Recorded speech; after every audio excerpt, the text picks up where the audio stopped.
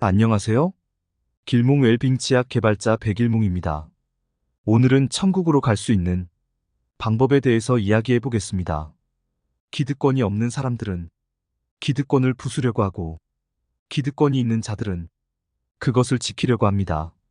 그래서 기득권이 없는 대부분의 젊은 사람들은 진보로 시작하지만 시간이 지나면 보수로 변합니다. 며느리와 시어머니는 언제나 적군이 됩니다. 그런데 세월이 흐르면서 며느리가 시어머니로 바뀌는 아이러니한 악순환이 영원히 계속됩니다.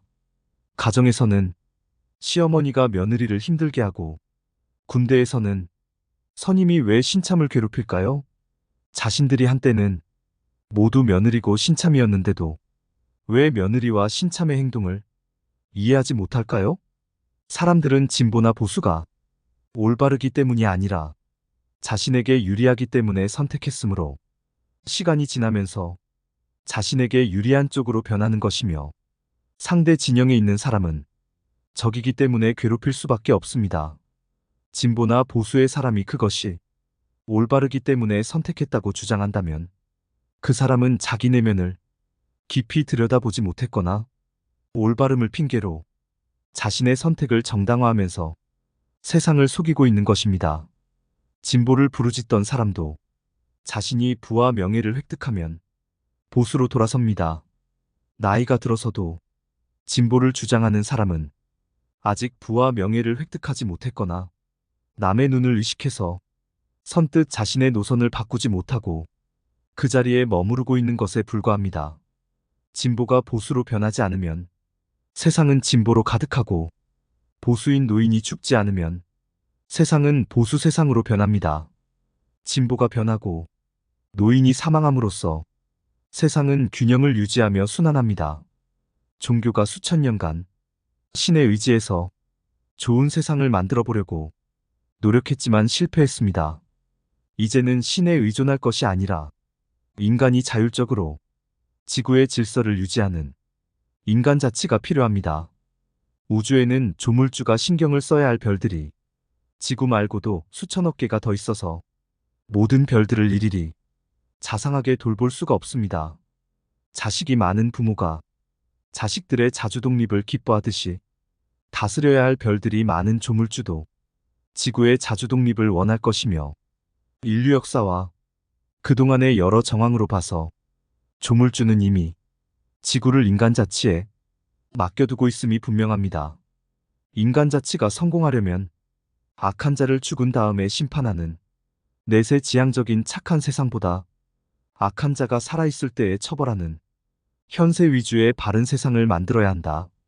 해탈과 영생을 사후에 이루자는 것이 아니라 지상에서 실현하자는 것입니다. 승자도 패자도 없는 해탈 사회를 지상에서 추구하는 겁니다. 모든 종교는 각자 자신의 입맛에 맞는 신을 창조해서 숭배하고 있습니다. 기독교인이 100명이 있으면 이름만 같은 여호와일 뿐이며 성품이 다른 100명의 여호와가 창조됩니다. 그래서 기독교인들은 똑같은 성경을 가지고 모두 해석을 다르게 하고 생각과 행동에도 차이가 있어서 무수한 교파로 갈라지며 같은 교회 안에서도 파벌이 생깁니다. 하느님은 전능하며 부족함이 없으므로 종교단체를 만들어 자신을 숭배하기를 원하지 않으므로 하느님은 종교인들의 주장이나 소망에는 관심이 없습니다.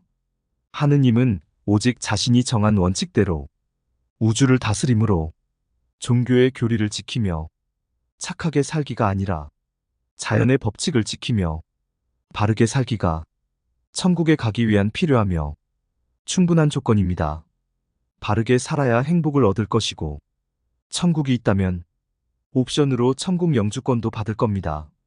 그러나 자유로워야 할 영혼이 한 곳에서 갇혀서 산다면 그곳이 천국이라고 할지라도 오래 지낼 만한 곳은 아니기 때문에 천국 영주권을 얻으려고 지나치게 욕심내지 말기 바랍니다. 종교를 철학적으로 바라보면 올바른 삶을 위한 수단이며, 의학적으로 진단하면 내세에 대한 불안을 치료하는 처방입니다. 수단이나 처방은 여러 가지가 존재할 수 있으나 진실을 기초로 한 것이 아니면 모두 임시방편에 불과합니다. 우주는 힘과 법칙에 의해서 운행됩니다. 우주가 누군가의 의도대로 만들어지고 움직인다면 생명 환경을 생지옥으로 설계하고 운영하는 것으로 보아서 그 누군가는 무능력자이거나 악한 존재임에 틀림없습니다. 모든 종교는 이단으로 시작하고 모든 대기업은 소기업으로 시작했습니다. 종교를 포함해서 새로 태어난 단체나 조직이 성공할 확률은 10% 정도밖에 안 되고 성공한 것도 시간이 지나면 대부분은 다시 도태합니다. 거시적으로 바라보면 생명체도 그 과정을 벗어나지 못합니다. 종교인이나 일반인들이 암에 걸려서 사망하거나 교통사고에서 사망할 확률에서 특별한 차이가 나지 않는다는 것은 종교인에게 신의 가호나 부처님의 가피에 의한 특별한 혜택이 없다는 것을 증명합니다. 우주는 생명이나 무생명이나 모두 똑같은 법칙에 의해서 운행되기 때입니다. 인간이 할 수 있고 또 해야 하는 최선의 방법은 우주의 법칙을 잘 이해하고 순응하면서 스스로 노력해서 삶의 질을 높이는 것이며 그것이 지상에서 천국을 실현하는 방법입니다. 그리고 지상 천국을 실현하려고 노력한 자만이 하늘의 천국에 갈 자격도 얻을 수 있음을 저는 확신합니다. 왜냐하면 땅과 하늘, 현세와 내세, 생명과 물질, 육체와 영혼은 우주의 한 부분이므로 일관된 하나의 법칙으로 다스려질 것이기 때문입니다.